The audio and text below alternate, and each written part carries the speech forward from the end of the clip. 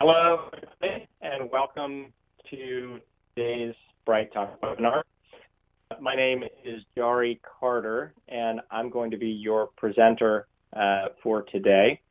I just want to go through a couple of quick housekeeping items. I'm assuming you've all attended a Bright Talk webinar before, but just so you know, you are welcome to ask questions. I welcome those. I will be presenting for about 30 minutes today, and then we'll, after my presentation, we'll go through the questions from the audience, answer any questions that you may have. So you're all welcome to ask questions in the chat, and I'll pick those up at the end, and happy to answer any one of those.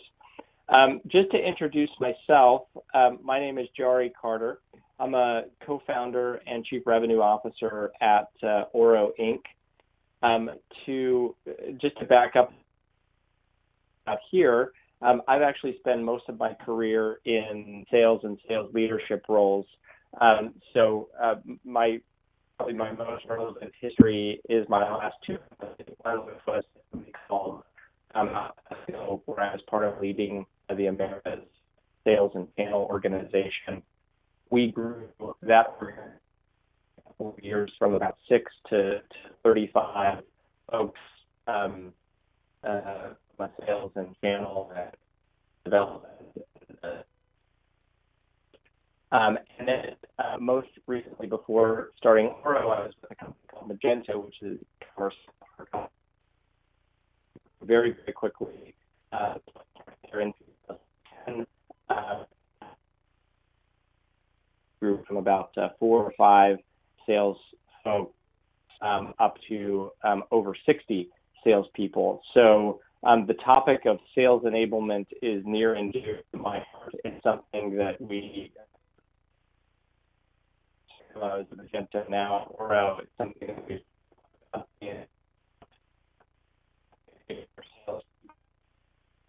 efficiently, because we have a lot of other things going on within our roles, and most recently we with one of the co-founders of Magento and Magento, a company called Oro. And Oro is a company that was really started as a CRM company, and the concept of Oro was the idea that CRM weren't keeping up, that companies are selling across multiple channels now. Customers get flexibility than they ever have, and the current CRM systems really aren't delivering that. So we started Oro with that in mind as a beginning point, and I'll talk a little bit about how we think about sales enablement and how we use our tool to enable the sales organizations. Now, the things that I'll talk about within Oro aren't actually unique to Oro. They can be done in other systems, but these are just things that we think about, use cases that we've seen, customers that we've come across that I'd really like to share with the audience here. So with that, I want to go into what I'm going to be talking about today. So the agenda for today's meeting is really first I want to define sales enablement. The sales enablement that I'm going to be talking about. Talk about why these particular areas in sales enablement are critical. And then lastly, I'm going to talk about the best practices for enablement within a CRM system and how you should be using technology, particularly but technology to enable your sales organization and make sales enablement. So we see that in our organization, seen it across the companies that I work at, is that you actually have to have, if you're going to effectively enable salespeople, that you have a language and a common tool that everybody uses. So first and foremost, let's talk about the purpose of today's call. So today I'm going to talk about best practices in training and onboarding. We're going to talk about so how to facilitate those across the team. And then we're also going to talk about sales communications. So this is most importantly and particularly internal sales communications. So how do you have internal sales communications across teams? Everybody lives in a resource-constrained model. So how do we work within that resource-constrained model to allocate resources the best possible way? And then lastly, we're going to talk about sales and marketing assets. So the sales and marketing assets we're going to talk about is how do you actually make sure that you get your team access to the marketing assets and sales assets that they need to be successful, to be trained, to talk effectively in front of their customer, and how do you put that in their hands so that they can put those things in their customers' hands. So moving forward, why is this critical? Well, you guys are all on the call today because you know that it's critical, but I just want to put an exclamation point on why this is so critical, why enablement is so critical. And I wanted to start from the concept of what your buyers are saying, or what buyers are saying generally in the market. So IDC is reporting that actually in surveys that they do, and if you don't know IDC, they're fantastic at market surveys and market sizing generally. We use them a lot in terms of both of these elements. But what they're saying is they're reporting that at least 57% of sales reps appear to be only somewhat prepared or not prepared at all for initial client meetings. And that buyers felt that sales reps were effective at solution selling only 16% of the time. This is an incredible indictment on the state of sales in general. And this also, when I look at these numbers, I also view massive opportunity because what they're saying is that your competitors, 60% of the time that they show up to a meeting, they're not going to be prepared. That 81% of the time that your competitor is in front of a customer, they were not effective at solution selling. And this is a massive opportunity for you to 100% of the time be prepared in front of your customer and to 100% of the time be effective at solution selling. And so there is a massive opportunity to improve. Now, second, what your sellers are saying. This is what your internal people are saying, or what internal sales reps are saying, sort of generally across the spectrum, that they spend somewhere between 10 and 35% of their time seeking content to share with their clients. So they are spending a bundle of time trying to find assets, trying to find the right content, getting trained themselves, kind of a DIY approach to giving customers the right content and getting knowledge for themselves, up to 30% of their time, which, we know that cost of sale and cost of sales is a huge expense for most companies. And so this just won't abide. This is, something that has to improve. Now, another report that we looked at, and this was the 2015 report on the state of sales enablement. And I'm happy to send anybody these reports or this information after the webinar today. If anybody wants these specific studies or reports, I am happy to share that. One is that the importance of sales enablement, again, this is from the view of a seller, they view sales enablement as an 8 out of 10 in terms of, importance for them. Yet they feel like their company is only 5 out of 10 effective. So most, and we're seeing this from the other data, is most companies actually are highly ineffective at doing sales enablement, at enabling their sales organization. And it is just something that as I have been at organizations, it's just something that typically continues to flow to the bottom of the list because of other critical priorities. And chances are that you can improve on this. Again, this was a report that asked about 400 B2B companies, B2B sales reps, how they felt about sales enablement and if their company was effective at this. If you want access to the report, you can email me. I'll give you my contact information at the end of the call here. Now, back to why this is critical. And this is probably, the most important thing that I see is that you have to create a better customer experience. And your salespeople, your customer service people, your account managers are your connection to the customer experience.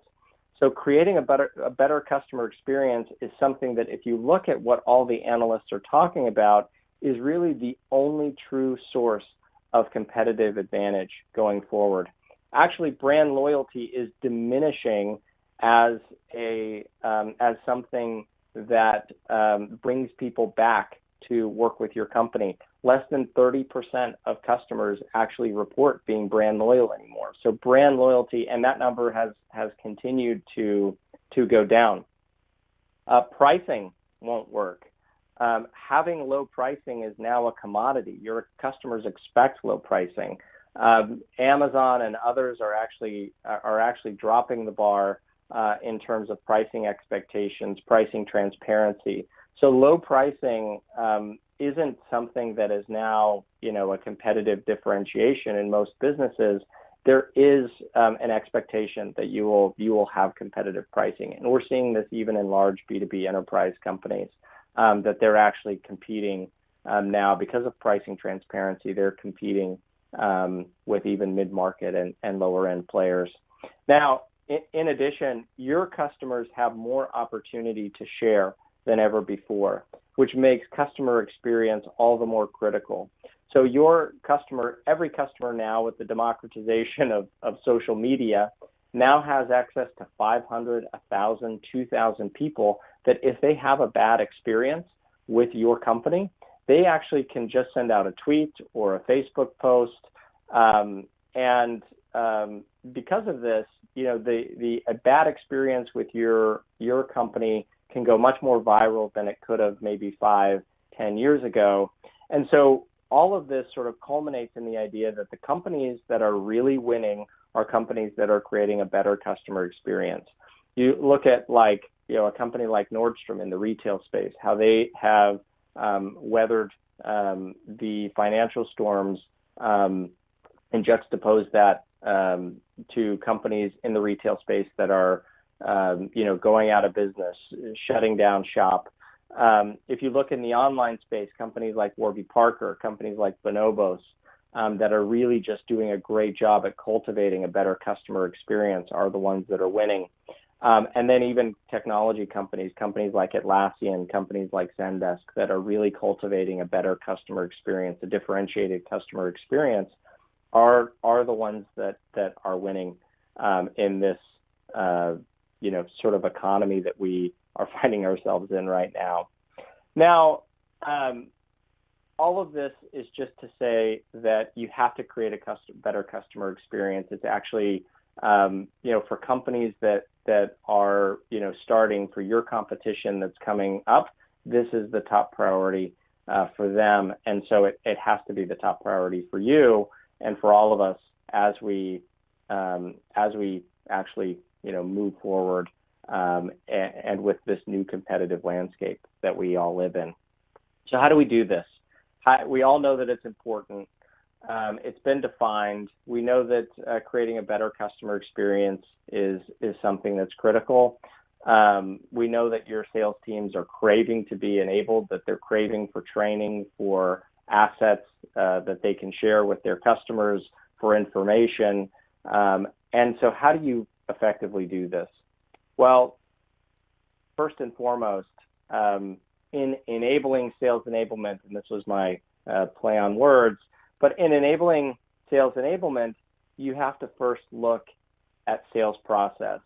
And this is where I'm going to talk about a few use cases that either I've seen in my career or some things that we've seen across some other companies that we're working with. We work with, at Oro CRM, we have about 80,000 plus active installations of our software, and new active installs happening each day to the tune, that are in the 1,000 plus. And so we're seeing a lot of new implementations of CRM. And so we're seeing a lot of, we're able to aggregate best practices and things that customers are thinking about and talking about.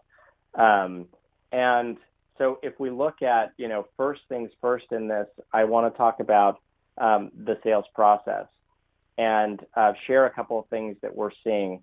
Now, I'll share this in the context of our CRM. Again, it's not unique to us, but just in the context of our CRM, to give you an example use case, again, a use case that we're seeing over and over again. First of all, we think about the sales process as starting at, let's say, a lead. Yours may be different, but most companies that we see have leads come in. And the great thing about a CRM system like ours is that you can configure it. So if you want to start with a lead, or if you want to start with a contact, or if you want to start with an online purchase, whatever you want to start with, you can start with that. But let's just take, for this use case example, somebody comes in as a lead. And a lead comes in, and what you really want to do is train your team on what to do when a lead comes in. So this is where training meets technology. A lead comes in the door. When is the appropriate time to actually promote this lead to an opportunity? For us, and for most companies that we come across, it's when you've identified the common term BANT. So BANT is when the customer has budget. The customer service or sales rep has identified the customer has a budget, that they have authority, that they have a need for the product, and that there is a timeline for the purchase. So a budget for the project, authority to purchase, a need, an actual need for the product, a real need for the product, and a timeline to purchase. And for us, within our system, no lead can be promoted until those items are identified. And we walk through this over and over again with our sales organization. We talk about it in forecasting meetings. We go through lead reviews. So this is just a common language, a common nomenclature within our organizations and within a lot of the organizations that we see that are doing sales enablement very well. Now, second to that, once a lead is promoted to an opportunity, then it goes through a set of steps. And we have enabled these steps within our CRM system because we want to make the CRM system a facilitator of how to actually take a customer through a sales process. So once it's an opportunity, it moves through different steps or different statuses. So, for example, the last couple of companies that I've worked at, this has been our sales process. We first start with identifying and aligning an opportunity. This is when BANT has been identified and decided. You go through the identification and alignment. So that's where you're really sort of understanding the opportunity at a high level. Then you move to the needs analysis stage. And that's where you're really sort of understanding the need. You're really getting deep into what the customer need is. You're understanding those top 3 or 4 reasons that they need your product. From there, we go into solution development. So we begin to develop the solution and come back with a proposal to the customer. Then we go through the negotiation phase where we're actually negotiating the opportunity. And then it either is closed won or closed lost. Now, at each of these steps, there are probabilities defined for each of these. So, for example, when we're just identifying and aligning an opportunity at that first stage, there's a 0% probability that the opportunity is going to close. Once we get to a needs analysis, we're at 20% probability that it will close. Once we're actually going through the effort of developing a solution, we believe with 50% certainty or 50% probability that this opportunity will close. Once we go to the negotiation phase, we're at 80% that there will be a closed opportunity, because we've gone through all of this and we're not negotiating a contract unless we have a good degree of certainty that an opportunity will close. And then the opportunities either closed won or closed lost, either 100% or back to 0% with a closed lost. Now, one thing that is really important in this is we never skip steps, even if a customer wants us to skip steps. And sometimes a customer comes in and says, hey, just give me a quote. And we will always take them back to the top of the sales process, because that is our best practice. That is the enablement that's happened among the team. It's technology working together with sales leadership to coordinate and make sure that we are not skipping steps in the sales process. And then the other thing is that resources are actually identified and defined as they go through, as a customer, as a sales rep actually goes through the sales process. So for example, if we are in the identification and alignment phase, we actually won't assign, let's say, a sales engineer or our consulting organization to develop a solution, because we're actually not there yet. If we haven't gone through the needs analysis phase or really identified and aligned ourselves to the opportunity, we won't go through the solution development, or we won't negotiate a contract until we actually have a clear understanding of why the customer needs the product. And so resources are actually allocated within the organization based on where a customer is at in the sales process. Again, we live and everyone lives in a highly resource constrained model. So when sales engineers or a consulting team is assigned to an opportunity, they're not assigned until somebody goes in and actually looks at this and says, okay, where are we at in the sales process? And again, this is just a best practice and something where, again, enablement meets process, meets resourcing. Too many people we see are actually trying to implement CRM without tying it to their sales process.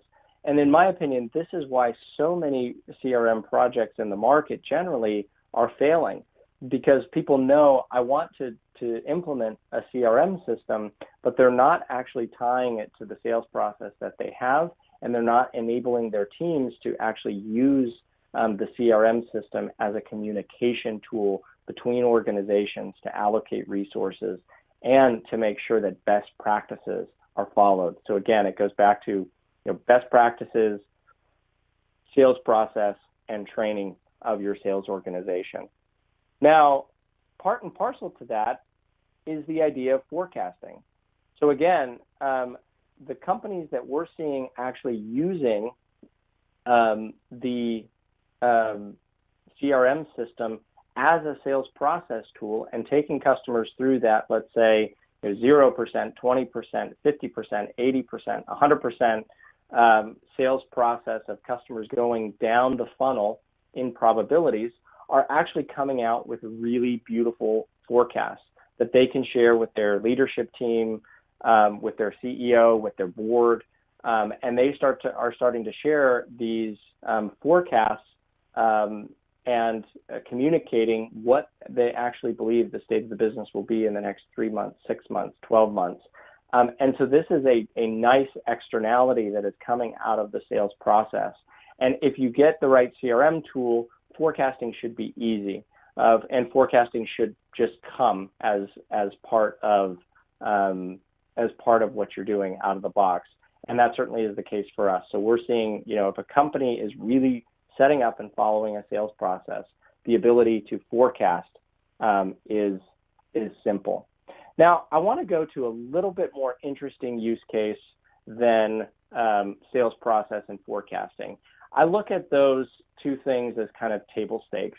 If you're not doing those things, you certainly have to start with those, because those are the basics and really should be great starting points. So sales and marketing content. Let's go back to the idea, and this is a bit more sophisticated use case, something we don't see very often, but the companies that are doing it are actually having a lot of success. Companies that are effectively enabling their teams with this type of sales and marketing content are seeing about a 50% increase in quota attainment. And that's pretty impressive from doing just a handful of things that are really effective. Now, so what is this? So sales and marketing content is when a lead comes in. Let's just take this use case. A lead comes in, the person is identified as, let's say, a CTO. And that's whether they are self-identified or based on the content that they viewed on the website. Now that lead comes in, the sales rep is automatically given content relevant to that customer or that prospect or that lead in the information. So you can see here that we know that a CTO has come in, they have questions, and automatically there are a few things that the sales rep should be looking at. We have a CTO sales sheet, we have a CTO white paper, and we have a CTO internal data sheet that would be helpful. So a sales rep, when they're looking at this lead, they don't have to go hunting for all the information relevant to what a CTO might be interested in their product. They have the top 3 or 4 items that they should be sharing with or talking about, the talking points that they should have with a CTO. Now, we're seeing this based on a lot of different things. So it's not just leads coming in the door. Another great example of this type of content is even internal role-based content. So when we talk about role-based content, we think about the concept of you have content being delivered to people based on the internal role that they have. So for example, if I am a lead development rep, I would have content delivered to me around how to generate interest, how to generate product interest for a customer. If I'm an online sales rep, I now have access to content that would be more relevant to a technical buyer. A sales manager or vice president of sales may be delivered more information relevant to a chief executive officer or some kind of CXO that they're interacting with on a ongoing basis.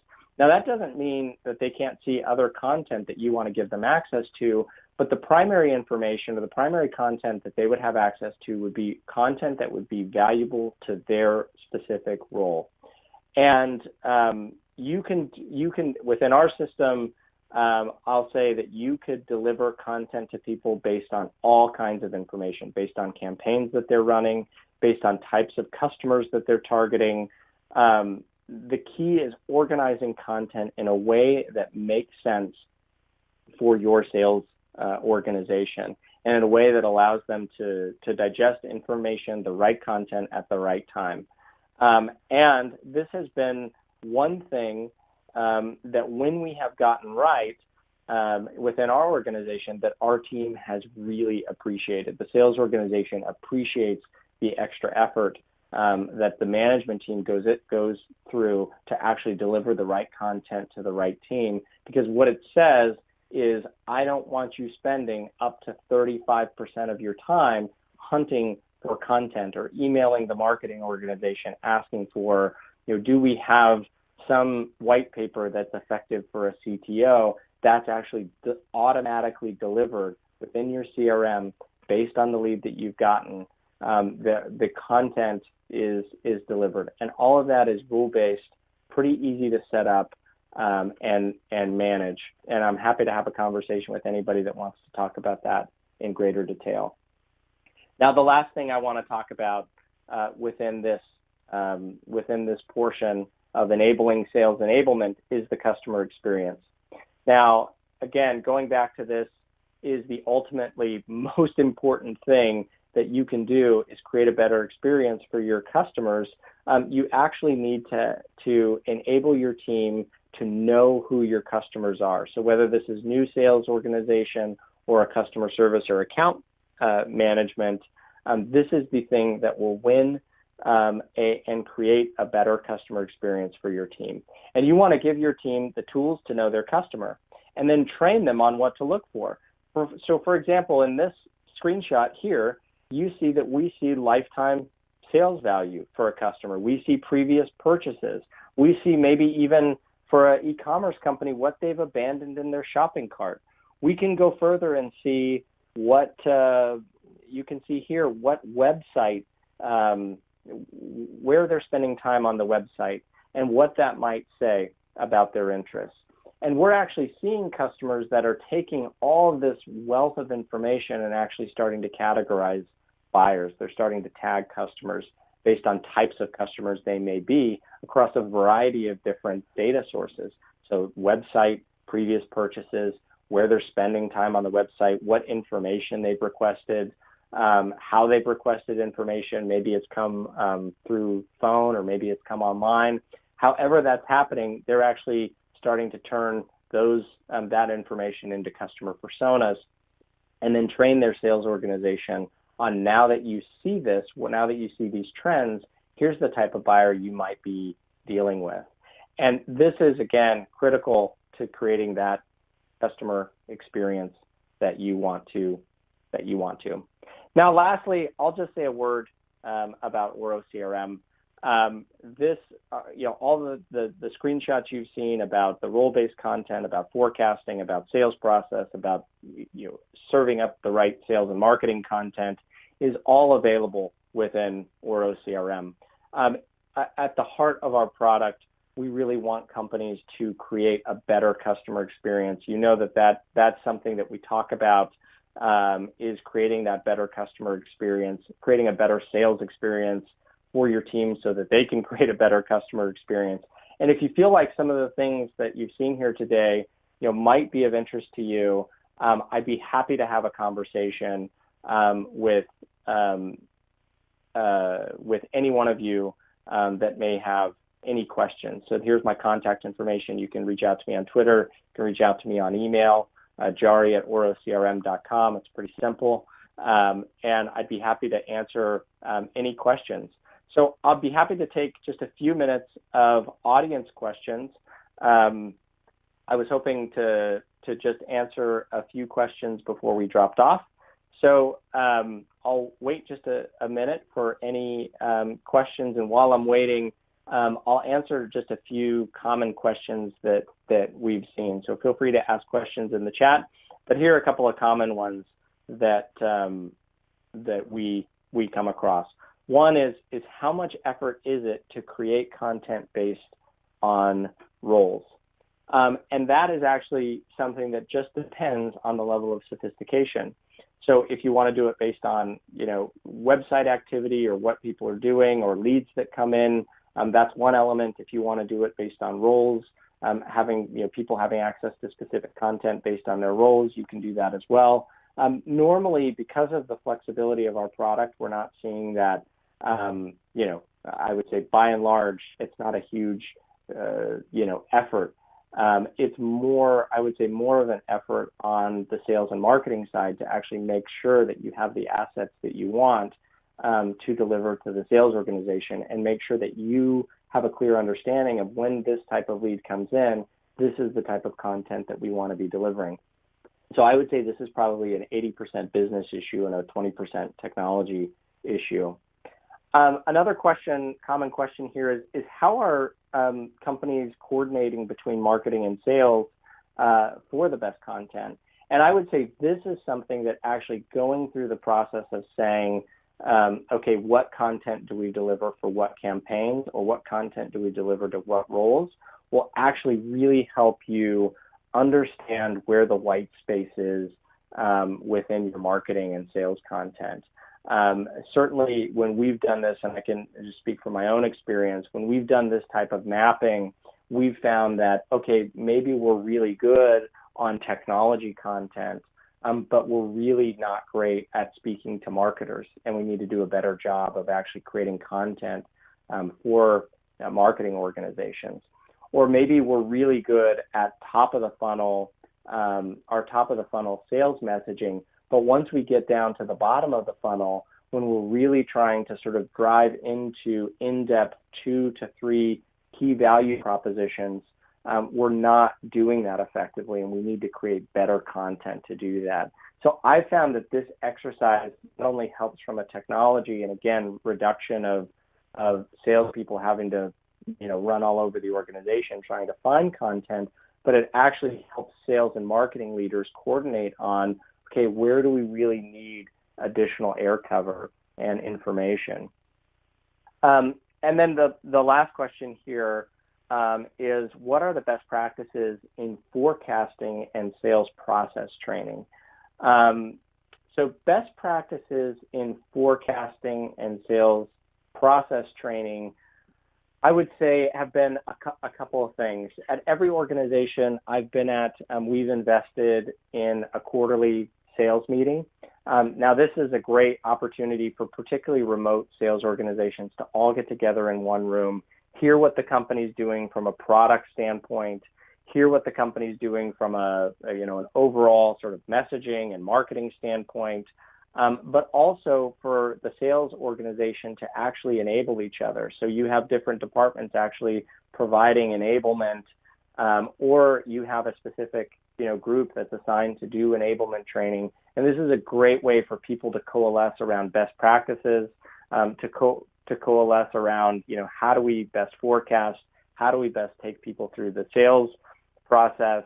And so that quarterly sales meeting, is something that's been effective for me.